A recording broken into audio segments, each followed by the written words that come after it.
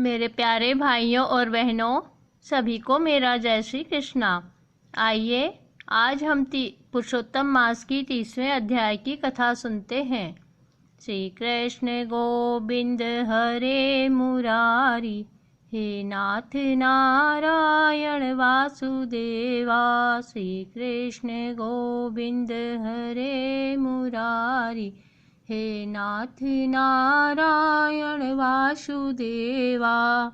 शान्ताकारं भुजगशयनं पद्मनाभं सुरेशं, विश्वाधारं गगनसदृशं मेघवर्णं शुभांगं, लक्ष्मीकान्तं कमलनयनं योगभिर्ध्यानगम्यं, वन्दे विष्णुं भवभयहरं सर्वलोकैकनाथं। गोपाल कृष्ण भगवान की जय। नारद जी बोले, हे तपोनिधे, आपने पहले पतिव्रता स्त्री की स्तुति की, अब कृपा करके उनके लक्षणों का संक्षेप में वर्णन कीजिए। सूत जी बोले, हे ब्राह्मण, नारद जी के इस प्रकार पूछने पर श्री नारायण बोले, हे नारद, तुम ध्यान से सुनो। मैं पतिव्रता स्त्रियों के उत्तम लक्षण कहता हूँ।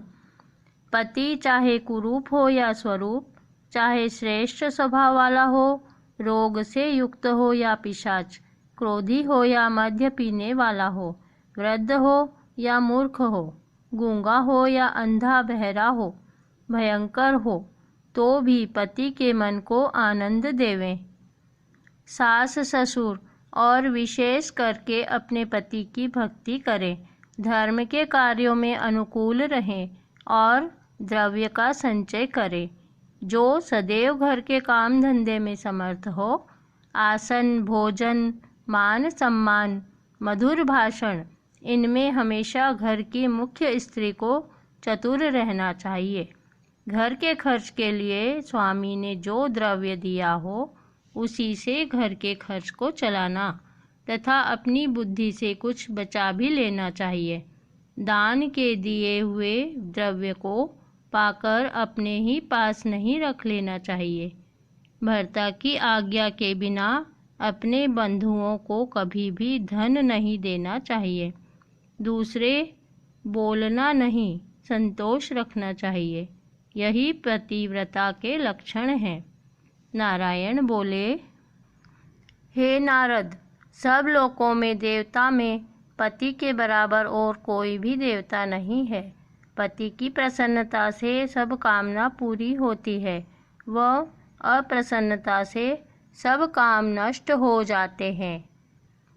प्रिय भाइयों और बहनों, पुरुषोत्तम मास की 30वें अध्याय की कथा यहीं समाप्त होती है और 31वें अध्याय की कथा भी मैं इसी के साथ सुना रही हूँ।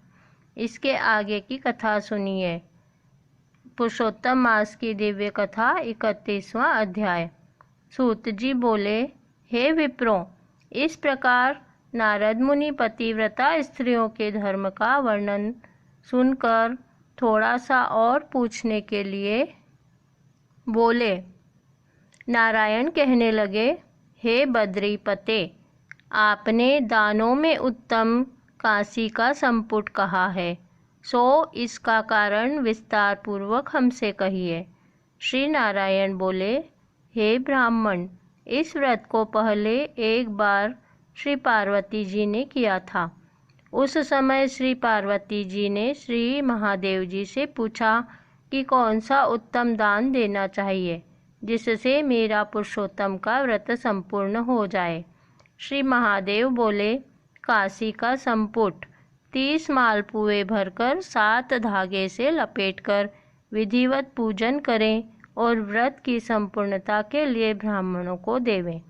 ऐश्वर्य हो तो ऐसे 30 दे दें। इस प्रकार महादेव जी ने के उपकार करने वाले सुंदर वचन सुनकर सब लोगों का हित चाहने वाली श्री पार्वती जी प्रसन्न होकर विद्वान ब्राह्मणों को 30 संपुट देकर अत्यंत आनंद को प्राप्त हुई। सूत जी कहने लगे कि हे नारद, हे विप्रो, इस तरह नारायण जी के अमृत समान वचन सुनकर नारद जी अत्यंत तृप्त होकर बारंबार नमस्कार करके फिर बोले, पुरुषोत्तम मास सब साधनों में श्रेष्ठ है।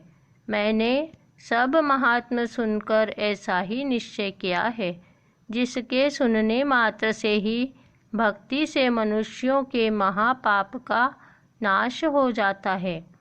यदि श्रद्धा और विधि से व्रत किया जाए तो क्या कहना, मेरी बुद्धि से ऐसा ही प्रतीत होता है। इससे आगे हमको और कुछ भी सुनना बाकी नहीं रहा है, क्योंकि मैं इस कथा रूपी अमृत से अत्यंत तृप्त हो गया हूँ। इस तरह वह सूत जी ब्राह्मणों आदि का आशीर्वाद लेकर ब्राह्मणों की प्रदक्षिणा कर प्रणाम करके अपना कृत्य करने के लिए गंगा जी की ओर चल दिए।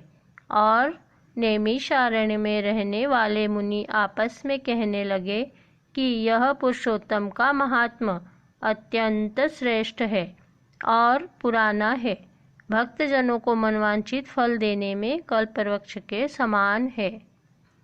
प्रिय भाइयों और बहनों, पुरुषोत्तम मास की 31वें अध्याय की कथा आज यहीं समाप्त होती है।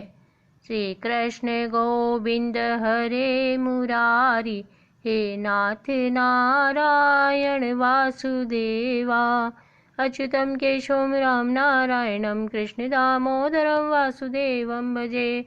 श्रीधरं माधवं गोपिकावल्लभं श्री जानकी नायकं श्री रामचंद्रं भजे। श्री राधिका नायकं श्री कृष्णचंद्रं भजे। गोपाल कृष्ण भगवान की जय। श्री पुरुषोत्तम मास भगवान की जय।